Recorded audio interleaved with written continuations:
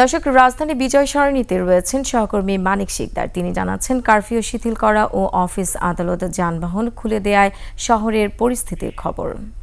5 দিন ব্যাপী কারফিউ চলছে এবং আপনি জানেন যে আজকে সকাল 10টা থেকে বিকেল 5টা পর্যন্ত রাজধানীতে কারফিউ শিথিল করা হয়েছে, যার ফলশ্রুতিতে আমরা দেখতে পাচ্ছি এখন 9টা বাজে। 9টার সময়ই কিন্তু ইতিমধ্যে অনেক গণপরিবহন আমরা রাস্তা দেখতে পাচ্ছি। আরেকটি বিষয় যেটা আজকে সাধারণ যে সরকারি বেসরকারি স্বায়ত্তশাসিত যে সমস্ত প্রতিষ্ঠান, অর্থাৎ যে সমস্ত কর্মক্ষেত্র আছে সাধারণ মানুষের রাজধানীতে, সেই সমস্ত কর্মক্ষেত্র ইতিমধ্যেই খুলে দেওয়া হয়েছে এবং আজকে চলবে বেলা 11টা থেকে বিকেল 3টা পর্যন্ত সকল সরকারি বেসরকারি আধা সরকারি এবং স্বায়ত্তশাসিত যে সমস্ত প্রতিষ্ঠান সেগুলো চলবে, যার ফলশ্রুতিতে সাধারণ যে মানুষ যারা আছে, যারা কর্মজীবী আছে, রাস্তায় নেমে এসেছেন এবং তারা যার যার কর্মক্ষেত্রে যাচ্ছে।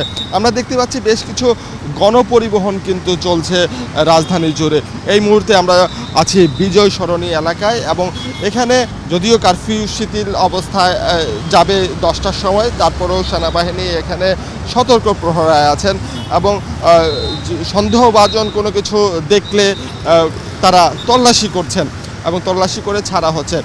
আজকে যেহেতু অফিস শুরু হয়েছে এবং জনমনে কিছুটা স্বস্তি ফিরেছে, তার ফলে সাধারণ যারা মানুষ আছে তারা অফিস যেতে পেরে বা যার যার কর্মক্ষেত্রে যেতে পেরে তারা এখন অনেকটাই খুশি।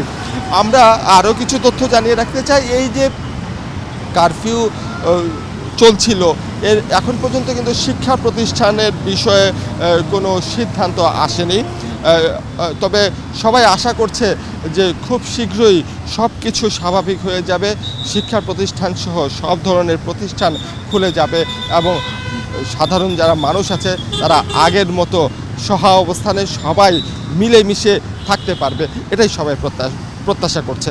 তো আমার কাছে এখানে ছিল সর্বশেষ তথ্য।